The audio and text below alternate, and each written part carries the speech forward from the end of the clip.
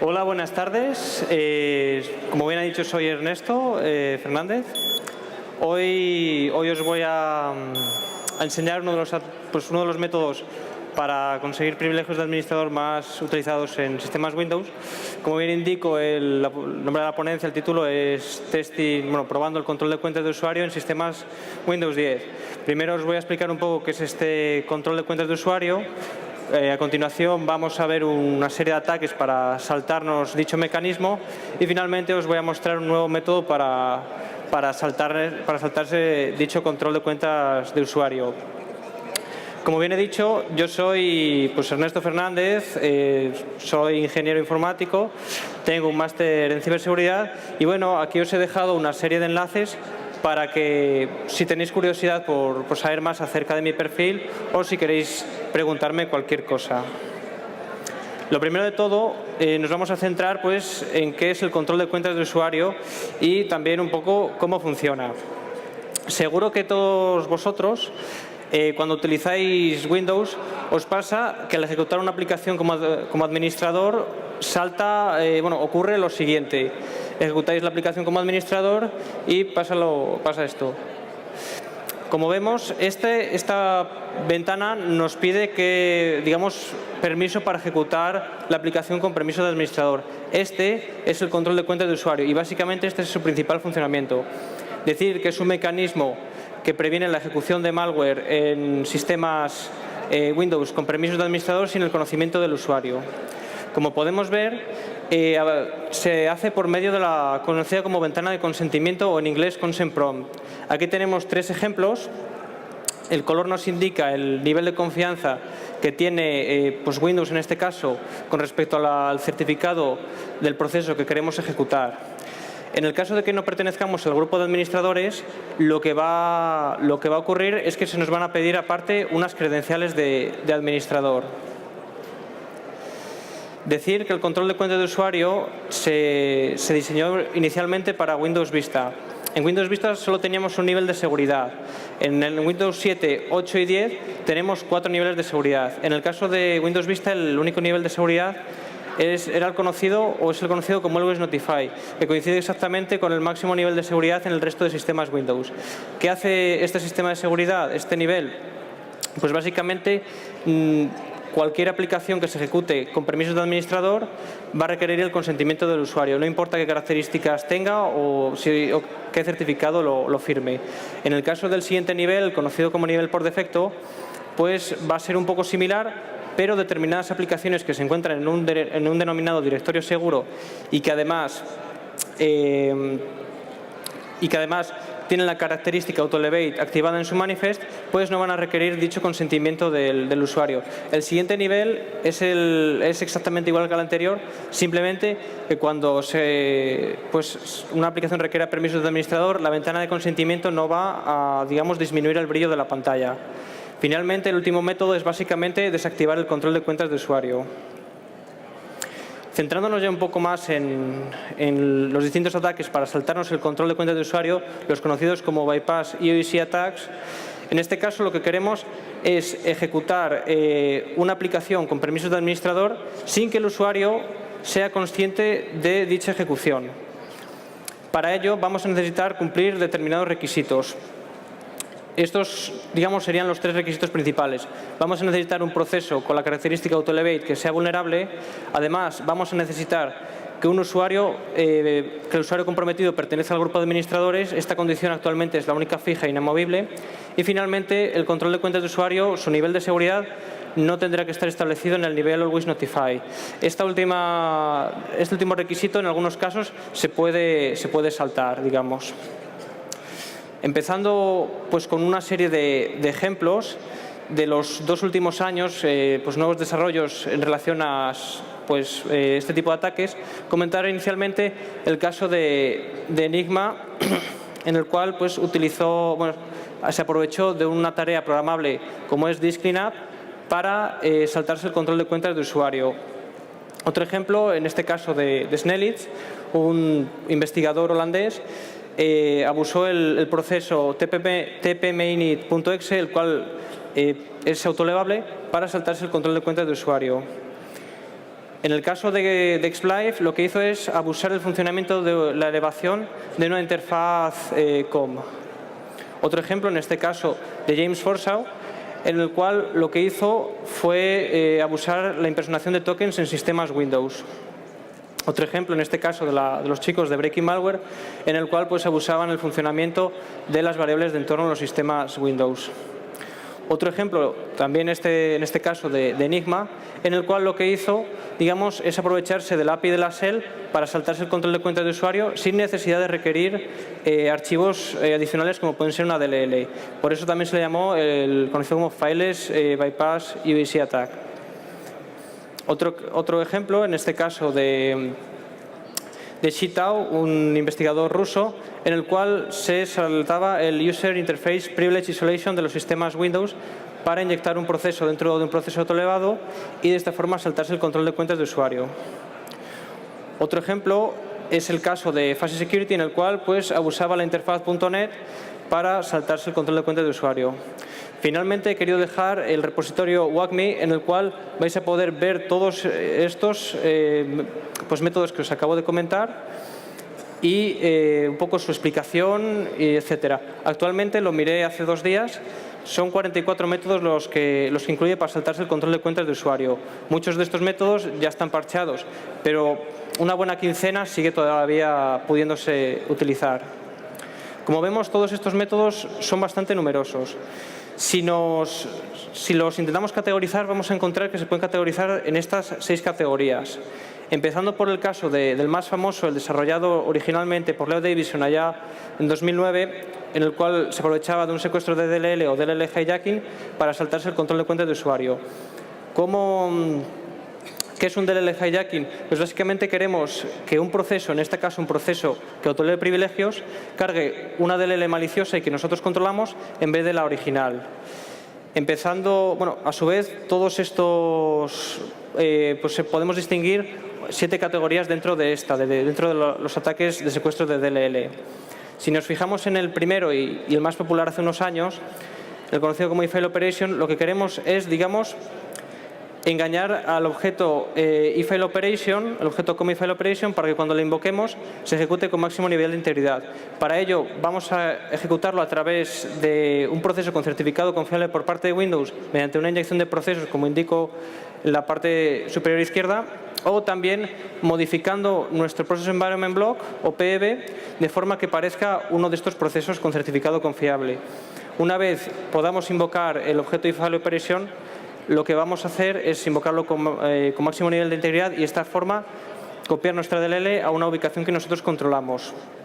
Finalmente ejecutaríamos el proceso autoelevado, el cual pues cargaría nuestra DLL.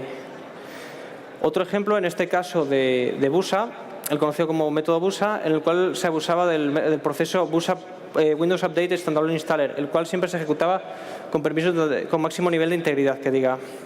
Lo que primero hacíamos era comprimir una DLL dentro de un archivo CAB. Mediante la funcionalidad de extract de BUSA, lo que hacíamos era extraer dicha DLL a cualquier ubicación del disco, incluida aquella que nosotros pues, nos interesaba. Finalmente ejecutaríamos el proceso autoelevable, el cual cargaría nuestra DLL en vez de la original. Este método está completamente parcheado y desde las primeras versiones de Windows 10 los ingenieros de Microsoft decidieron suprimir la funcionalidad de extract de BUSA. El siguiente ejemplo, pues queremos saltarnos el User Interface Privilege Isolation, el cual nos impide, digamos, mandar mensajes desde un proceso con nivel de integridad medio o bajo a procesos con niveles de integridad alto. En definitiva, lo que queremos es saltárnoslo de cara a realizar una inyección de proceso dentro de un proceso autoelevado y que se ejecuta con máximo nivel de integridad y privilegios de administrador. Lo que primero haremos será inyectar la operación eFile Operation dentro de un proceso con certificado confiable de Windows. Esta operación lo que nos va a permitir es copiar 2 elementos. Un proceso que se va a ejecutar con máximo nivel de integridad y una DLL maliciosa. Ambos elementos los vamos a copiar dentro de un directorio seguro, así lo llama Microsoft. ¿Qué es un directorio seguro? Pues son todos aquellos directorios que se encuentran dentro de la ruta /Windows, /Program Files y /Program Files x86, con algunas excepciones. Una vez los hemos copiado, vamos a ejecutar dicho proceso, el cual se va a ejecutar con máximo nivel de integridad, va a cargar nuestra DLL por medio de un ataque de secuestro de DLL. Este va a ejecutar nuestra DLL, la cual va a invocar un proceso autoelevable y sobre este va a inyectar el proceso que finalmente nos interesa. La explicación es un poco liosa, pero espero que en el diagrama quede un poco más claro al menos. En el siguiente ejemplo, lo que vamos a hacer es abusar las variables de entorno de expansión en los sistemas Windows. ¿Por qué? Porque determinados procesos autoelevables lo que hacen es cargar DLLs a partir de rutas en las cuales pues aparecen variables de entorno. Si un atacante modifica una variable de entorno de forma que la ruta apunte a una dirección que él controla, va a poder saltarse el control de cuentas de usuario una vez el proceso autoelevable, al ejecutarse, cargue nuestra DLL. Otro de los ejemplos, realizando este tipo de ataques de secuestro de DLL, es el conocido como abusando condiciones de carrera. Lo que queremos hacer es ejecutar un proceso el cual cree de alguna forma o cargue de alguna forma DLLs que se pueden sobreescribir de forma que sobreescribamos la última. En el caso, voy a contar el ejemplo la prueba de concepto que desarrolló Enigma, en el cual abusaba la tarea programable discleanup. Discleanup lo que hacía era crear un archivo temporal y sobre este copiar una serie de DLLs, así como un proceso. Todo esto se estaba ejecutando siempre con privilegios de administrador y máximo nivel de integridad. En el archivo temporal lo que se hacía era ejecutar la aplicación, el proceso que se copiaba, también con privilegios de administrador. Esta cargaba siempre en el mismo orden las distintas DLLs copiadas. Él se dio cuenta que si lograba sobreescribir la DLL que era cargada por última vez, en un gran número de ocasiones iba a conseguir saltarse el control de cuentas de usuario. Uno de los ataques que más reciente es aquel en el que vamos a abusar, los manejadores de objetos COM. ¿Qué es un manejador de objetos COM? Pues estos especifican una serie de objetos COM mediante su clave CLSID y a su vez estos especifican una serie de DLLs a ser cargadas por el proceso, que está asociado con dicho manejador COM. Finalmente, si un atacante modifica uno de estos manejadores de objetos COM a una dirección que él controla, cuando el proceso autoelevable se ejecute, va a cargar nuestra DLL en vez de la original. En el diagrama podéis ver un poco las variables que habría que modificar en el registro y un poco el proceso. Otro de los ataques, también bastante novedoso, es aquel en el cual vamos a abusar del conocido como NTFS Reparse Point. Un NTFS Reparse Point en Windows, sería como en Linux un link simbólico, o también en Windows les llaman Junctions Points. Lo que primero vamos a hacer es comprimir nuestra DLL dentro de un archivo CAB. Esto nos suena del método busa anteriormente. Después lo que vamos a hacer es ejecutar el proceso busa.exe, como en el caso anterior, pero forzando una condición de carrera de forma que nos va a permitir extraer nuestra DLL a cualquier ubicación del disco duro, sin necesidad de emplear la funcionalidad de extract, la cual está, eliminada en los sistemas Windows 10. Finalmente, una vez hayamos copiado la DLL a donde nos interesa, vamos a ejecutar el proceso autoelevable, el cual va a cargar nuestra DLL en vez de la original. Ya dejando a un lado los ataques de secuestro de la DLL, lo que queremos ahora es, abusar el funcionamiento de determinadas interfaces COM. Una interfaz COM, que define una serie de métodos a ser cargados, a ser empleados por objetos COM. El problema surge cuando determinadas interfaces COM autoelevan privilegios sin preguntar al usuario. ¿Qué es lo que pasa? Que si un atacante encuentra en una de estas interfaces COM que autoelevan privilegios un método mediante el cual puede invocar un proceso, puede ejecutar un comando, va a poder redirigir el flujo de ejecución a un proceso que él controla y de esta forma saltarse el control de cuentas de usuario con total sencillez. Uno de los métodos que se empleaban hace años es el conocido como la explotación de la Application Compatibility. ¿Qué es esta aplicación? Pues esta aplicación en los sistemas Windows lo que nos permite es ejecutar procesos que fueron ideados para sistemas Windows anteriores en sistemas Windows actuales. ¿Cómo lo hace? Por medio de los conocidos como archivos SIM. Un archivo SIM especifica una serie de cambios a realizar en tiempo de ejecución sobre un proceso en concreto. En el caso que nos ocupa, digamos, un atacante anteriormente podía crear un archivo SIM malicioso a partir del cual pues, invocase un proceso que le interesase, etc.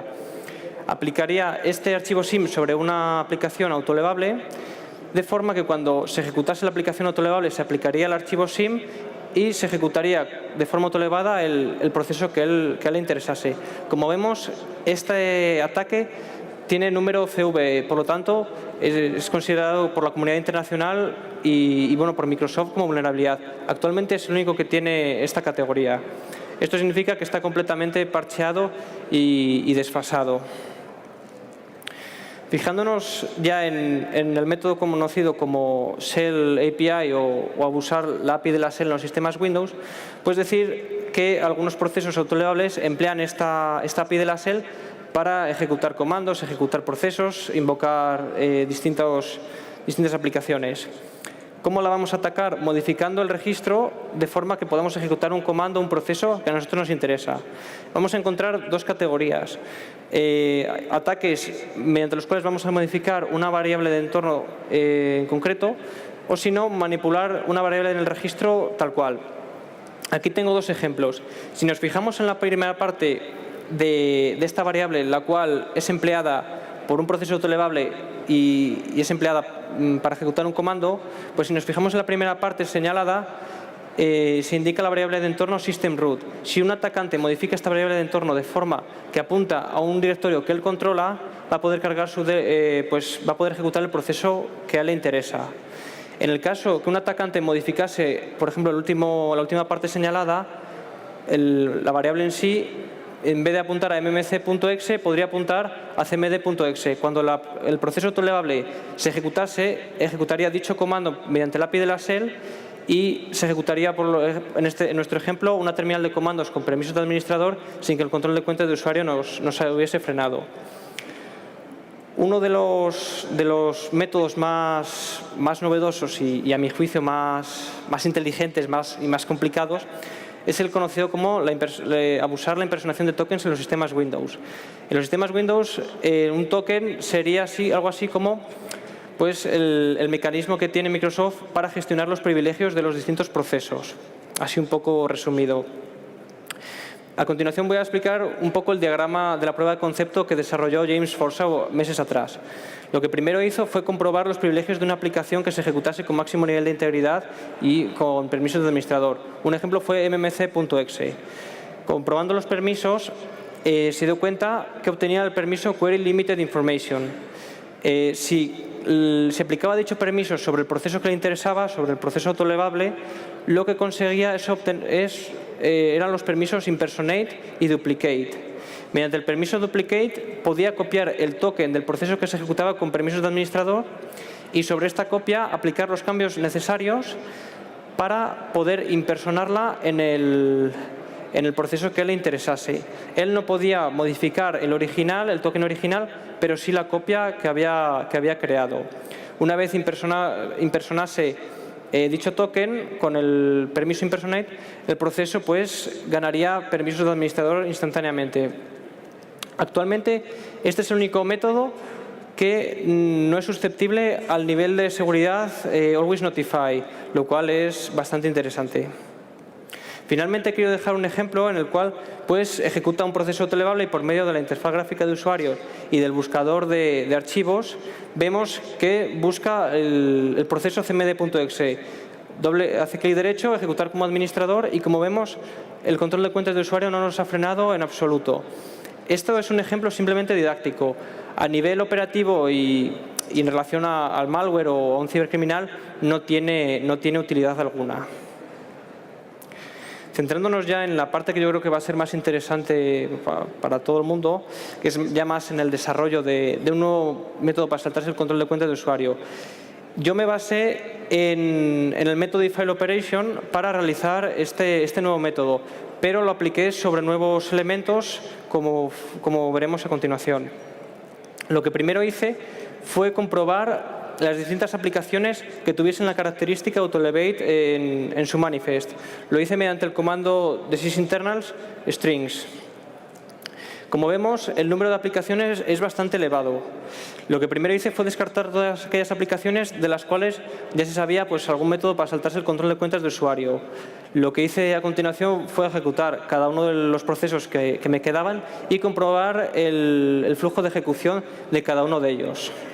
Como veremos ya de forma más visual, a ver. Perfecto. Lo que primero vamos a hacer es comprobar el manifest del proceso autoelevable de ccw.exe para comprobar que verdaderamente es un proceso que autoeleva privilegios. A ver si funciona. Finalmente, bueno, una vez hemos obtenido el resultado, vemos aquí que tiene la característica autoelevate perfectamente activada, lo cual pues nos interesa. Ahora lo que vamos a hacer es, por medio de Process Monitor, ya lo he configurado, pues una serie de filtros y demás, pues vamos a intentar ver el flujo de ejecución del proceso de ccw.exe. Una vez lo ejecutamos, bueno, nos aparece, lo cerramos instantáneamente porque no nos interesa mucho más. Si nos fijamos en el flujo de ejecución, primero realiza pues, carga una serie de DLLs, pero en determinado instante, aquí más concretamente, busca el directorio sobre la ruta que se ejecuta de ccw.exe, que es /windows/system32, busca el directorio de ccw.exe.local. ¿Qué podemos hacer en este punto? Podemos crear este directorio y ver si carga, si lo emplea para cargar algún archivo que nos pudiese ser de utilidad para realizar un ataque. Yo ya tengo previamente creado en el directorio una serie de directorios y demás para hacer pruebas. Copio el directorio que nos interesa y vamos a proceder a ejecutar otra vez ccw.exe. Pero antes vamos a reiniciar Process Monitor. Reiniciamos. Lo ejecutamos, volvemos a cerrar, vemos que se ha vuelto a ejecutar sin ningún problema. Vemos que esta vez sí ha cargado satisfactoriamente de ccw.exe.local el directorio que hemos creado, pero sobre este no ha creado el directorio con el nombre amd64/microsoft.windows.gdi+, etc. ¿Qué podemos hacer en este punto? Pues crear este otro directorio y comprobar si a partir de este pues emplea algún tipo carga o algún tipo de DLL o de otros elementos. Como en el caso anterior, ya tengo copiada un directorio con la ruta que nos interesa. Reiniciamos Process Monitor otra vez para ver el flujo de ejecución y volvemos a ejecutar de ccw.exe. En esta ocasión vemos que no se ha ejecutado satisfactoriamente. Porque si nos fijamos en el mensaje de error, se nos indica que sobre la ruta creada ha intentado encontrar el archivo gdiplus.dll, lo cual ya nos está diciendo que necesita cargar una DLL a partir de esta ruta. ¿Qué podemos hacer nosotros? Suministrar nuestra propia DLL para ejecutar pues, una simple terminal de comandos para comprobar si se ejecuta con privilegios de administrador. Yo previamente ya he creado una DLL con estas características y, como en el caso anterior, pues la vamos a copiar. Como vemos, aquí está la DLL. Ahora mismo no quiero que os fijéis mucho en estos otros directorios, ya más adelante daré su razón de ser. Copiamos los directorios, volvemos a reiniciar Process Monitor, pues por si nos resultase de ayuda al flujo de ejecución, y ejecutamos ccw.exe. Como vemos, en un principio parece que no hemos conseguido absolutamente nada. Se nos indica otro código de error, el cual, si nos fijamos, no nos indica nada que a priori pueda resultarnos útil. Además, si nos fijamos un poco en el flujo de ejecución, vemos pues, que encuentra el directorio que hemos creado, la ruta de directorios que hemos creado y GDI+, nuestra DLL maliciosa. Si nos fijamos a continuación, no vemos nada que a priori nos ayude mucho a comprobar qué es lo que ha pasado exactamente. Al principio yo estaba un poco perdido en cuanto a qué podía haber pasado, pero tras investigar en algunos foros, en determinados blogs, llegué a la solución, y es que dccw.exe necesita cargar determinadas funciones a partir de la DLL original, a partir de gdiplus.dll. ¿Qué podemos hacer en este punto? Pues comprobar las funciones que tiene gdiplus.dll que exporta. Una herramienta que voy a utilizar es PView. También podréis utilizar IDA Pro u otras herramientas. Cargamos gdiplus.dll y nos dirigimos a la conocida como Export Address Table, la cual pues, nos van a explicar, nos va a indicar todas las funciones que exporta. Como vemos, el número es bastante elevado. En total son 635 funciones que exporta gdiplus.dll. Una opción es copiarlas todas y no dejarnos ninguna. Hay soluciones que nos automatizan todo este proceso, como es el caso de Exports to C++, pero vamos a ver que esta solución es bastante ineficiente. ¿Qué podemos hacer? Pues seguro que dccw.exe no requiere 635 funciones de esta DLL. ¿Qué podemos hacer? Mirar la import address table de dicho proceso, de dccw.exe. Si nos dirigimos a la import address table y nos dirigimos a la DLL que nos interesa, vamos a ver que tan solo necesita un número muy reducido de funciones de gdiplus.dll. En total 15, por lo que hemos pasado de 635 funciones a únicamente 15. La reducción en el peso de nuestra DLL final va a ser notoria. Pero ahora surge un problema, y es que tenemos que redirigir el flujo de ejecución a la DLL original. Si nos fijamos en Process Monitor, en el nombre del directorio amd64/microsoft.windows.gdiplus, etcétera, vemos que el etcétera es un número bastante largo y en un principio aleatorio. Pero si nos fijamos en este número exactamente, no sé si se ve muy bien, este número coincide con la versión del build del sistema Windows en el que estamos ejecutando la prueba de concepto. Es decir, que si redirigimos todo el flujo de ejecución hacia la DLL original, la cual se encuentra dentro de /Windows/WinSanX, este directorio, el nombre únicamente se va a poder ejecutar sobre aquellos sistemas Windows cuya versión del build coincida con la que nosotros hemos puesto en nuestra prueba de concepto, lo cual en términos de interoperabilidad es bastante ruinoso. ¿Qué podemos hacer? Pues redirigir el flujo de ejecución a una DLL común entre todos los sistemas Windows 10, por ejemplo. Tras indagar un poco por mi cuenta, comprobé que en el directorio en el que se encontraba dccw.exe, el directorio /Windows/System32, existía una DLL con el mismo nombre que nos interesa, gdiplus.dll. Tras analizarla con distintas herramientas, pues vi que primero que las funciones coincidían y que eran lo suficientemente similar como para probar a redirigir el flujo de ejecución a esta DLL. Pues en principio es lo que vamos a hacer. Yo ya, como en los casos anteriores, tengo un sistema pues, de directorios, así como la DLL final copiada, y simplemente lo vamos a reemplazar lo que habíamos copiado anteriormente. Si ahora ejecutamos dccw.exe, veremos que exitosamente hemos conseguido una terminal de comandos. Si nos fijamos en la parte superior, con permisos de administrador, lo cual en principio vamos a poder realizar un ataque para saltarnos el control de cuenta de usuario. Ya más adelante vamos a ver pues, todo el proceso para automatizar esta tarea. También antes pues, visteis un poco que también copiaba otros 3 directorios con nombres similares a amd64/microsoft.windows.gdiplus. ¿Por qué hago esto? Porque dccw.exe va a cargar la DLL gdiplus.dll en cada tiempo de ejecución va a variar la ruta sobre la cual va a cargar dicha DLL. Esta ruta no la conseguí predecir. Seguro que alguien pues, lo logra, pero en principio la solución más eficiente era copiar toda la ruta de archivos, todas estas carpetas, y sobre estas incluir nuestra DLL maliciosa. Vamos a borrar lo copiado anteriormente para no dejar rastros y que funcione todo correctamente. Y bueno, volviendo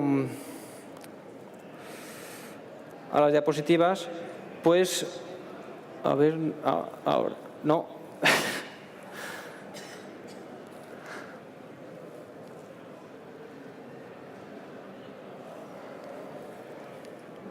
Las diapositivas no cargan.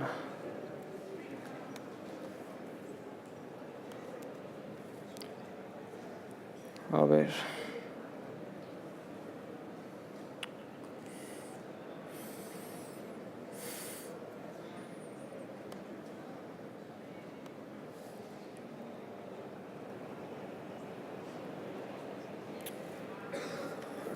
A ver. Ahora, bueno, me vale. Aquí, bueno, explico un poco todo lo que os he estado contando desde mi ordenador. Pues el proceso de copiado, todo, pues el descubrimiento de la vulnerabilidad, que podíamos realizar un ataque de hijacking, etcétera. Ya centrándonos más en lo que es la prueba de concepto, pues lo que queremos hacer es, primero, que sea una prueba de concepto interoperable. Ya hemos visto que vamos a redirigir todo el flujo de ejecución a la DLL contenida en el archivo, en la ruta de directorios /Windows /System32. Cabe destacar que esta solución lo que nos va a impedir es que se ejecute satisfactoriamente en sistemas Windows 7, ya que dicha DLL no se encuentra en esta ruta de directorios en estos sistemas. A su vez, lo que queríamos era que se pudiese ejecutar tanto en versiones de 32 bits como en versiones de 64 bits. Para ello, lo que decidimos era compilar todos los binarios, tanto las DLLs como la prueba de concepto final, como proceso de 32 bits. ¿Por qué? Porque los sistemas de 64 bits también nos van a permitir ejecutar este tipo de aplicaciones. Esto va a suponer en el futuro, pues, una serie de cambios en las rutas de directorios, pero bueno, ya más adelante indagaremos en esto. En cuanto a la DLL maliciosa, pues os he comentado un poco todo el tema de la redirección, que queremos ejecutar una terminal de comandos, etcétera. A su vez, pues lo que vamos a hacer es comprimirla y codificarla en base 64 y dicha codificación hardcodearla en nuestra prueba de concepto, de forma que en tiempo de ejecución pues la descomprimamos así como la decodifiquemos. El método de compresión utilizado lo que nos va a impedir es pues también que se pueda ejecutar en sistemas Windows 7. Lo que haremos a continuación, una vez se ejecute la prueba de concepto, será realizar una serie de comprobaciones. Vamos a comprobar la versión del build, vamos a comprobar si ya tenemos permisos de administrador, vamos a comprobar si el usuario comprometido pertenece al grupo de administradores y finalmente el nivel de seguridad del control de cuenta de usuario. ¿Por qué hacer estas comprobaciones? Para no ejecutar la prueba de concepto de forma infructuosa. A continuación, pues vamos a crear todos los elementos temporales que os he estado explicando dentro del mismo directorio, sobre el mismo directorio en el cual vamos a ejecutar la prueba de concepto. Vamos a crear primero el directorio dccw.exe.local. Sobre este vamos a copiar todos los directorios que cumplan el patrón que veis a continuación, x86/microsoft.windows.gd+, etcétera, y estén contenidos dentro de la carpeta /windows/winesannex. Como vemos, aquí tenemos el primer cambio producido pues, por la compilación de la prueba de concepto como binario de 32 bits. Esto, en principio, no va a suponer ningún problema. A continuación, sobre todos estos directorios copiados o creados, vamos a copiar nuestra DLL maliciosa y a continuación pues, vamos a ejecutar, digamos, la parte crucial del exploit, que es básicamente la cual nos va a permitir ejecutar invocar el proceso COM, el objeto COM y Fail Operation con máximo nivel de integridad, lo cual a su vez nos va a permitir copiar todos estos elementos temporales a la ruta que nos interesa. En el caso de C++, lo que hago es realizar un método conocido como masquerade PEB, o en inglés, la modificación del Process Environment Block, en español que diga. ¿Por qué queremos hacer esto y cómo lo queremos hacer? Queremos hacer que el Process Environment Block de nuestro proceso se parezca al de una aplicación con certificado confiable por parte de Windows o de Microsoft, de cara que a ojos de SAPI parezca una de estas aplicaciones. ¿Por qué nos interesa esto? Porque PSAPI lo que hace es decir al objeto com que invocamos qué proceso le está invocando. Si modificamos nuestro Process Environment Block de forma que parezca uno de estos procesos, como pongo de ejemplo Explorer.exe, pues vamos a conseguir ejecutar el objeto com y File Operation con máximo nivel de integridad. En el caso de Metasploit vamos a realizar una inyección de procesos. ¿Dónde? Pues vamos a inyectar una DLL dentro de, al igual que en el caso anterior, un proceso con certificado confiable por parte de Microsoft. En este ejemplo, pues Notepad.exe. Y sobre este proceso ejecutarle. Una vez invoquemos el objeto com y File Operation, lo que nos va a permitir es copiar toda la ruta de archivos creada, es decir, de ccw.exe.local y todo lo que ello contiene, a las carpetas que nos interesan. En sistemas de 32 bits va a ser la ruta /Windows/System32. En cambio, en sistemas de 64 bits, aquí tenemos el segundo cambio derivado de la compilación de la prueba de concepto como binario de 32 bits, lo vamos a copiar al directorio /Windows/syswow64. Finalmente ejecutaríamos el proceso de ccw.exe, el cual pues cargaría nuestra DLL y se ejecutaría con permisos de administrador. El último paso que haríamos ya sería eliminar todo tipo de trazas, todos los elementos temporales que hayamos creado, de cara a pues que no afecte a la ejecución futura. Aquí he dejado una serie de, pues el diagrama de la prueba de concepto, cómo se ejecutaría, para que quede un poco más claro.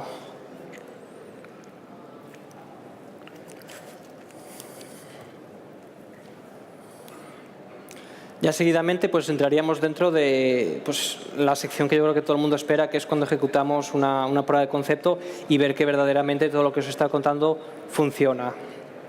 Pero antes vamos a repasar una serie de requisitos pues para poder ejecutar correctamente la prueba de concepto donde nos interesa y de forma satisfactoria.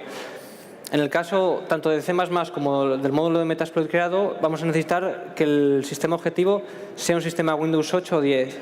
A su vez, que el control de cuentas de usuario, su nivel de seguridad no esté establecido en el nivel Always Notify, en el máximo nivel. Y finalmente, que el usuario comprometido pertenezca al grupo de administradores. A su vez, en el caso de Metasploit, vamos a necesitar una sesión Meterpreter previa y que la opción Target del módulo pues coincida con la arquitectura del procesador de la víctima. Ya entrando... a ver, espera...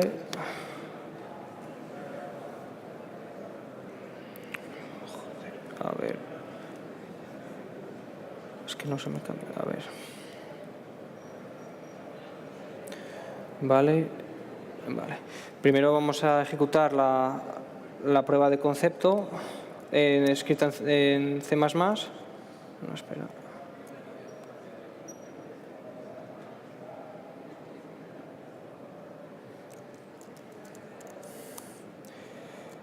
Como vamos a ver, pues se va a ejecutar de forma bastante rápida. Se van a realizar todos los pasos que os he estado explicando, pues la creación de los elementos temporales, la invocación del objeto com y File Operation, etc. Ejecutamos y finalmente obtenemos una terminal de comandos, como podemos ver, con permisos de administrador, lo cual pues hemos conseguido saltarnos el control de cuenta de usuario. Como vamos a ver, si ejecutásemos una terminal de comandos con permisos de administrador, saltaría perfectamente, por lo cual hemos conseguido de forma satisfactoria realizar el ataque.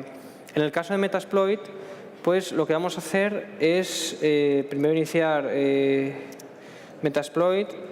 Yo voy a cargar un pequeño script que nos va a automatizar todo el proceso de la creación de la sesión Meterpreter previa, así como pues la configuración del módulo desarrollado. En el caso de... En el caso de Windows, pues yo lo que he hecho es crear un backdoor en un cliente PATI, de forma que nos cree la sesión Meterpreter, como podéis ver. Si indagamos un poco en dicha sesión, pues vamos a ver, mediante el comando getUID, el usuario que somos. Como vemos, somos un usuario estándar con permisos de administrador estándar. Si ejecutamos el comando getSystem, el cual se emplea para escalar privilegios, vemos que se han realizado 4 intentos, 4 distintos métodos, y no hemos conseguido, digamos, conseguir permisos de administrador. Esto es debido a que el control de cuentas de usuario nos ha frenado. Si volvemos a ejecutar el comando getUID, vemos que efectivamente no hemos logrado escalar privilegios. Volviendo a nuestro módulo, primero vamos a comprobar que las opciones son las correctas. Es así, en principio es lo que parece. Si ejecutamos el exploit, vamos a ver una vez más cómo se realizan todos los procesos que os he estado explicando. Finalmente, si todo va según lo esperado, vamos a obtener una sesión Meterpreter a partir de la cual espero que podamos escalar privilegios. Ejecutamos el comando getSystem y, como vemos, usando la primera técnica ha conseguido escalar privilegios debido a que el control de cuentas de usuario había sido neutralizado, por decirlo de alguna manera. Si comprobamos qué usuario somos, vemos que somos el usuario con mayores privilegios del sistema, el conocido como Entity Authority /System. Volviendo a la ponencia, a ver, espera. Vaya, otra vez. Ahora.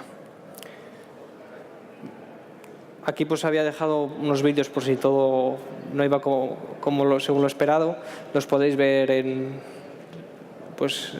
más adelante si queréis en los enlaces que deje. Pero bueno, ya finalizando un poco la ponencia y llegando un poco a cuál es la opinión de Microsoft al respecto. ¿Qué opina Microsoft con respecto a este nuevo ataque para saltarse el control de cuentas de usuario? Y ¿qué opina con respecto al resto de ataques para saltarse dicho control de cuentas de usuario? Bueno, ellos dicen que una debilidad que permite saltarse la ventana de consentimiento o el control de cuentas de usuario no puede ser considerada una vulnerabilidad debido a que no es considerado un mecanismo de seguridad. Sin embargo, también dicen que el control de cuentas de usuario es un componente fundamental en la visión global de seguridad de Microsoft. Como vemos, entra en una clara confusión. Entrando ya en mi opinión al respecto y un poco enlazando con las conclusiones y los logros obtenidos, decir que lo que respecta a las conclusiones, que saltarse el control de cuentas de usuario, como hemos visto, no es nada complicado. Además, Microsoft creo que debería empezar a considerar este tipo de ataques como vulnerabilidad con el fin de proteger a los usuarios, ya que los parches que sacan con cada versión del build no son en absoluto suficientes. Finalmente, decir que hoy en día la única solución, la más efectiva, es crear dos usuarios distintos en el sistema Windows con distintos permisos de administrador, uno que sea administrador y otro con un nivel más bajo, y usar siempre este último. Finalmente, en lo que respecta a los logros, se ha desarrollado un nuevo método para saltarse el control de cuentas de usuario que funciona en todas las versiones del build de Windows 10. Además, se ha incluido de forma satisfactoria el módulo en el popular framework Metasploit. Y finalmente, también se ha logrado incluir de forma parcial como el método número 37 dentro del proyecto WACMI, del que anteriormente os hablé un poco. Ya para acabar finalmente, y si queréis saber un poco más acerca de del proyecto que he desarrollado y de los ataques para saltarse el control de cuentas de usuario, os he dejado en primer lugar el repositorio del proyecto en GitHub. También os he dejado colgado el paper de todo esto que os he estado contando. He dejado un par de enlaces acerca del módulo de Metasploit por si tenéis curiosidad. Y finalmente he querido dejar un enlace al proyecto WACMI, que yo creo que a todos a los que les interese este tipo de ataques le va a resultar bastante interesante. Esto después será colgado, también lo colgaré en mi cuenta de GitHub o si no en LinkedIn. Y bueno, finalmente gracias por vuestra atención. Si tenéis alguna pregunta, estaré encantado de responderla, o al menos intentarlo.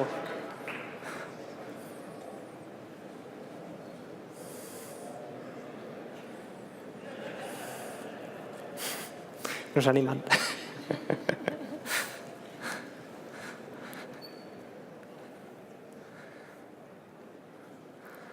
Bueno, Ernesto, muchísimas gracias.